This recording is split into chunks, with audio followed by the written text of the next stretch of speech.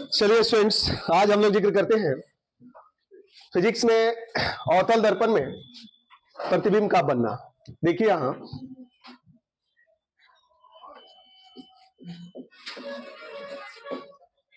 अवतल दर्पण में प्रतिबिंब बनने के लिए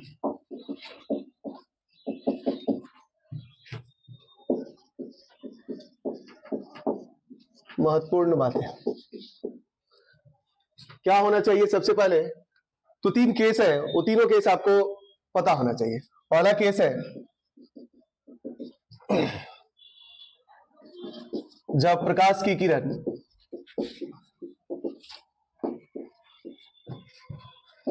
प्रधान अक्ष के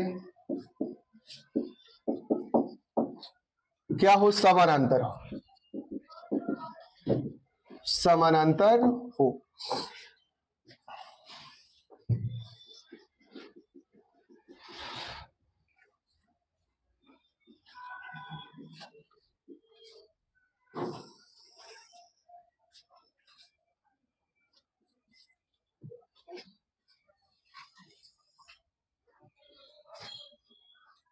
सपोज कीजिए ये इसका फोकस है, ये इसका क्या है, वक्रता केंद्र है।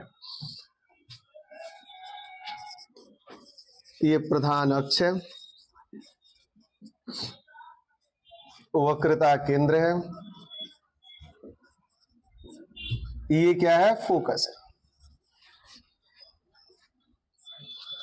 जब प्रकाश की किरण प्रधान अक्ष के क्या होगी, समानांतर होगी, तो अवतल दर्पण से इस प्रकाश किरण का मान लेते हैं ये है और ये क्या है, बी है।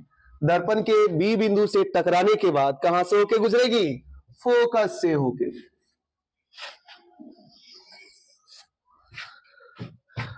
कहां से होके गुजरेगी, देखिए इसमें एरो देना बहुत मस्त है, नहीं दीजिएगा तो प्रकाश की गमन अर्थात इसकी दिशा का पता नहीं चलेगा। कहता है कि अवतल दर्पण में जब प्रकाश की किरण क्या हो, प्रधान अक्ष के समानांतर हो, तो कहां से होके गुजरती है, फोकस से होके गुजरती है। दूसरा केस है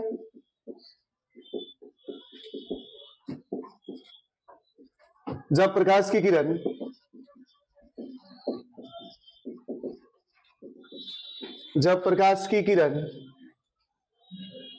फोकस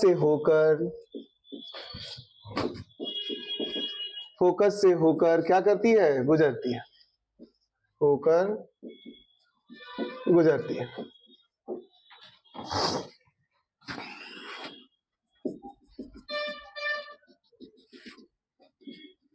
एम डैश, ये सब दर्पण कौन सा है जी, अवतल।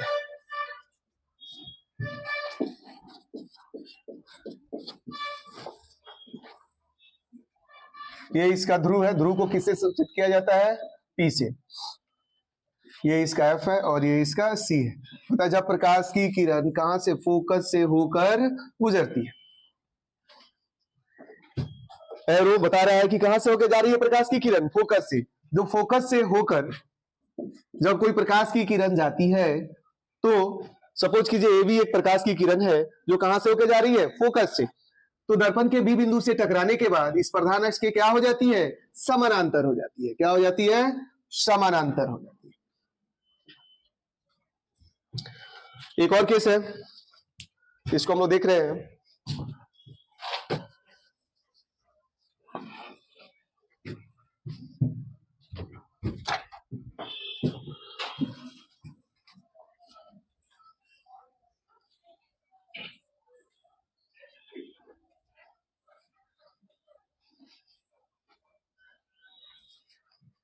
तीसरा केस है आपका,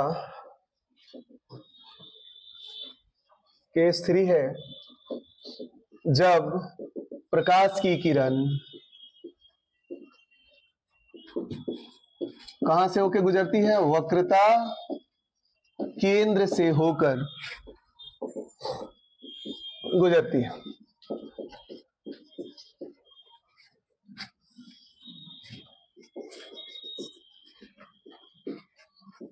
ये एम है और ये क्या है, एम डैश है। ये इसका ध्रुव है, एफ है और ये सी है। ये वक्रता केंद्र है।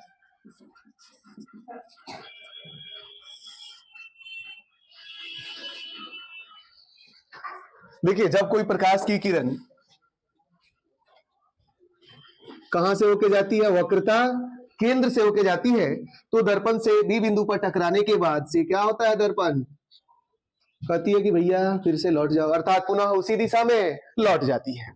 ये आपके 3 नियम थे अवतल दर्पण में प्रतिबिंब प्राप्त करने के नियम। चलिए आगे बताते हैं, अवतल दर्पण में प्रतिबिंब किन किन स्थितियों पे किस प्रकार के बनेंगे, प्रतिबिंब का नेचर किस टाइप का होगा, ये बहुत सारी चीजें।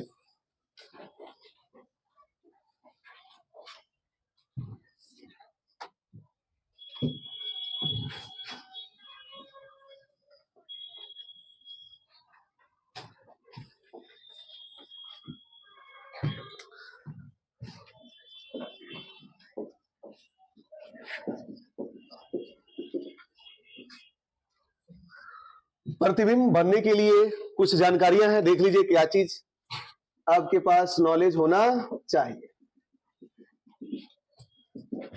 कौन सा दर्पण है जी, तो दर्पण कैसा है, अवतल दर्पण है।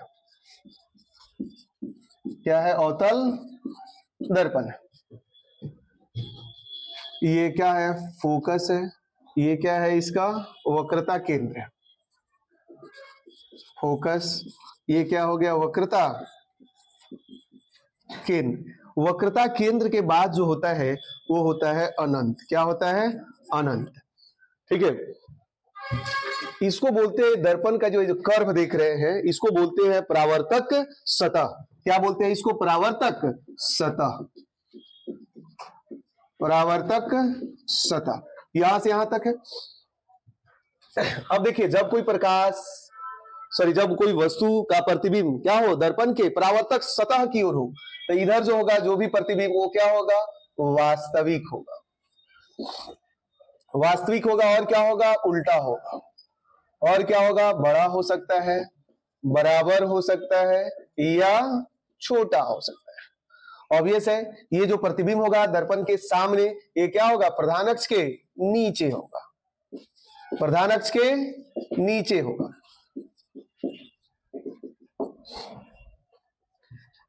यदि कोई अवतल दर्पण में प्रतिबिंब क्या हो, दर्पण के दाहिने साइड में हो, अर्थात क्या हो, पीछे हो,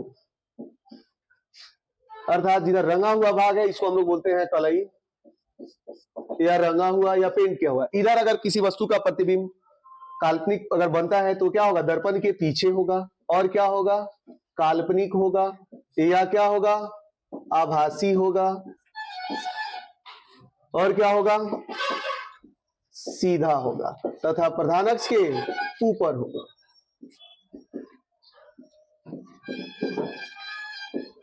ऊपर होगा और हमेशा क्या होगा, बड़ा होगा। बड़ा को आवर्धित आप बोल सकते हैं। ये जानकारी रही। जब वस्तु अवतल दर्पण में विभिन्न केसों में होगा तो क्या क्या जानकारी आपके पास होना चाहिए। दर्पण के जब सामने होगा अर्थात बाईं ओर होगा तो क्या होगा, वास्तविक होगा, उल्टा होगा, बड़ा होगा, बराबर होगा, या क्या हो सकता है, छोटा हो सकता है। ठीक है, ऑब्वियस है। तो प्रधान अक्ष के क्या होगा, नीचे होगा।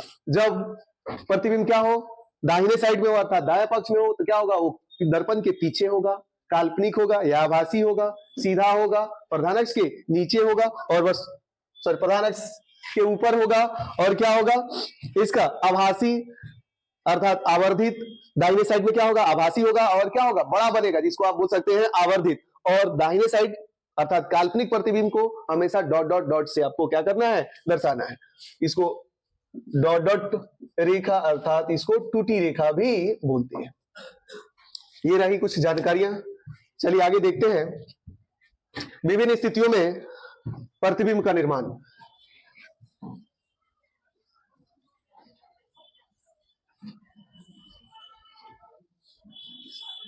विभिन्न स्थितियों में प्रतिबिंब का निर्माण।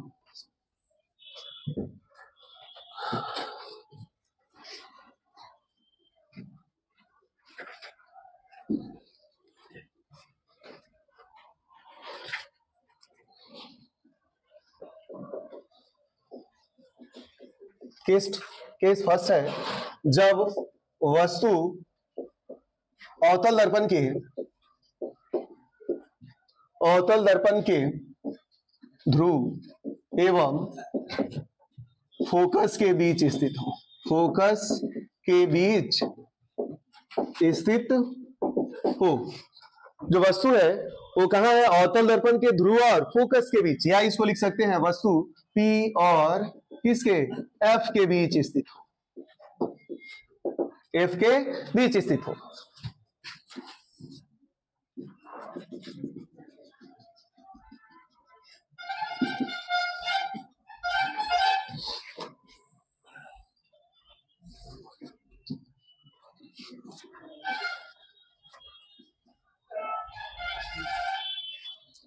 चलिए, ये आपका ध्रुव हो गया और ये क्या हो गया? फोकस हो गया। एक वस्तु हम लिए और इस वस्तु को ध्रुव और फोकस के बीच, चाहे आप वस्तु को यहां रखिए, यहां रखिए, कहीं रखिए, ध्रुव और फोकस के बीच है तो उसको फोकस के बीच में ही बोलेंगे। ये वस्तु को क्या कर दिए? O और E नाम दे दिए। ये क्या हमारा वस्तु है। अब प्रकाश की किरण, जब प्रकाश की किरण को क्या करते हैं? इस वस्तु से होकर गुजारते हैं। देखिए, दर्पण के कहां से टकरा रही है? ये B बिंदु पर टकरा रही है। तो पहले नियम में पढ़ाए थे, जब प्रकाश की किरण प्रधान अक्ष के समानांतर हो तो कहां से होकर गुजरती है? फोकस से होकर गुजरती है। कहां से होकर गुजरती है? फोकस से होकर। प्रतिबिंब बनने के लिए कम से कम 2 किरणों की आवश्यकता होती है। देखिए, फोकस से गुजर गई, एक दूसरे प्रधान अक्ष पे दूसरा बिंदु हमारा कौन सा है? तो वक्रता केंद्र है। तो वक्रता केंद्र से होकर प्रकाश की किरण को गुजारते हैं। नियम क्या कहता है? वक्रता केंद्र से अब आप जाओगे तो क्या हो जाएगा? पुनः उसी दिशा में लौट जाएगी। तो प्रकाश की किरण को आगे की तरफ बढ़ा दिए। देख रहे हैं कहीं से कुछ कट नहीं रहा है। थोड़ी सी लाइन सीधी है, मतलब टेढ़ी है। आप लोग थोड़ा सा ध्यान दे दीजिएगा, आप लोग स्केल से खींच लीजिएगा। इस केस में हम लोग क्या करते हैं? प्रकाश की किरण को पीछे की तरफ बढ़ाते हैं।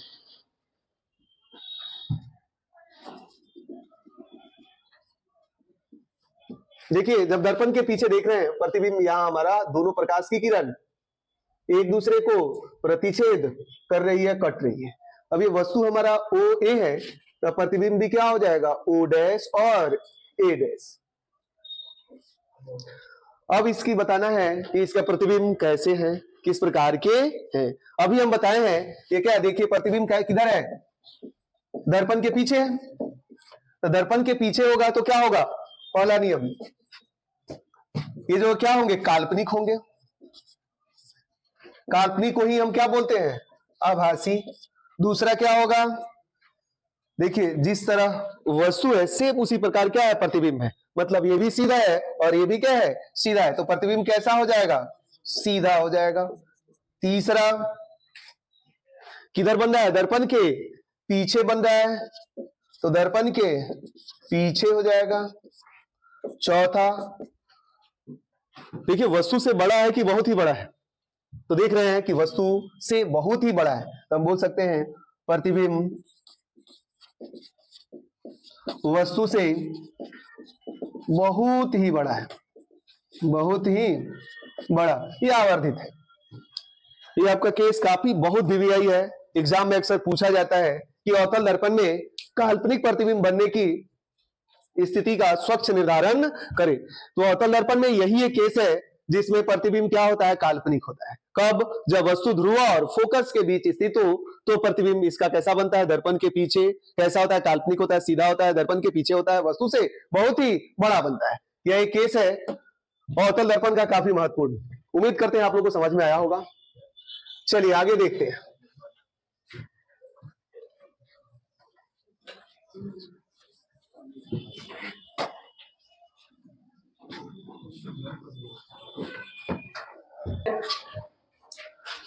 चलिए स्टूडेंट्स, आगे बढ़ते हैं केस नंबर 2 पे। केस 2 जो है, आप देख रहे हैं वस्तु से, इससे पहले आप देखे थे वस्तु कहां था? ध्रुव और फोकस के बीच। अब वस्तु को धीरे धीरे क्या करेंगे, अनंत की ओर खसकाएंगे, तो उससे पहले आता है ध्रुव के बाद क्या आता है, वस्तु फोकस में। देखेंगे जब वस्तु ध्रुव अर्थात पी पर स्थित हो, सॉरी, जब वस्तु फोकस पर स्थित हो, फोकस पर स्थित हो,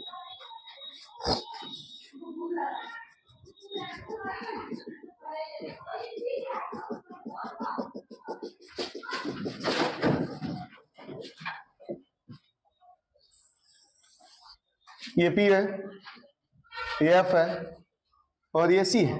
वस्तु को हमने कहां रखा, तो फोकस में। अब देखिए इससे प्रकाश की किरण गुजारते हैं, नियम कहता है कि भैया ये कहां से होके जाएगी, फोकस से होके।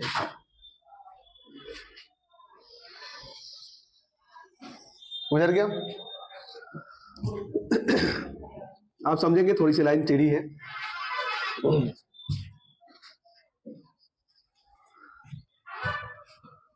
जब वस्तु को हमने कहां रखा, फोकस पे, तो प्रधान अक्ष के समानांतर आपतित किरणें कहां से होकर जाती है, फोकस से। दूसरा देखिए वक्रता केंद्र से होकर गुजारते हैं। तो बताएं जब वक्रता केंद्र से होकर जाने वाली प्रकाश की किरणों का क्या होता है, पुनः उसी दिशा में लौट जाती है, अर्थात ये जो किरण हम लोग आगे की ओर बढ़ाएंगे, आप इसको आगे की तरफ बढ़ाएंगे, एक समय आएगा, सपोज कीजिए अनंत पे ये मान लीजिए कि एक दूसरे को ये क्या करेंगे, कट करेंगे। इस स्थिति में क्या होगा, प्रतिबिंब, सपोज कि अगर प्रतिबिंब यहां बनता है, हमने माना है कि ये दूरियां आगे बढ़ के क्या हो जाती है, कम हो जाएगी, तो ये अनंत पे मिलेगी। कितनी दूर मिलेगी ये क्लियर नहीं है, हमने एक काल्पनिक रूप से बताया कि सपोज करें ये दोनों प्रकाश की किरणें यहां मिल रही है, तो प्रतिबिंब कैसा होगा। अगर ये है, अगर मान के चलिए F है, तो प्रतिबिंब क्या है, ये वस्तु का नाम है F, यहां प्रतिबिंब क्या हो जाएगा, A डैश F डैश। आप देख रहे हैं किधर बन रहा है प्रतिबिंब, दर्पण के सामने बन रहा है, बन रहा है ना जी। तो कैसा होगा, अभी इससे पहले थोड़ा देर पहले बताए हैं कि अगर प्रतिबिंब दर्पण के सामने हो तो पहला केस क्या होगा, ये हमने माना है कि ये कहां बन रहा है, अनंत पे, तो इसकी स्थिति क्या हो जाएगी, अनंत पर। दूसरा कैसा होगा, वास्तविक होगा कि काल्पनिक, हम बोलते हैं क्या होगा, ये वास्तविक होगा। तीसरा कहां बनेगा, अनंत पे, किस टाइप का बनेगा, वास्तविक बनेगा। अगला क्या होगा, वस्तु प्रतिबिंब से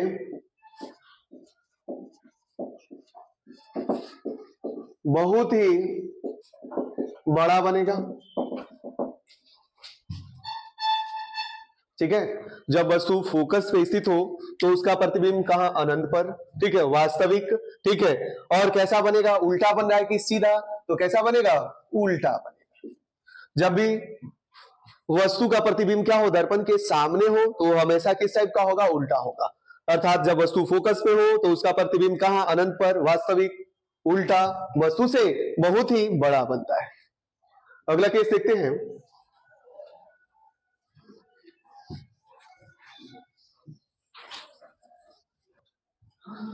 हमारे प्यारे स्टूडेंट्स, आज के इस वीडियो में इतना तक है, आपका केस नंबर 2 तक है।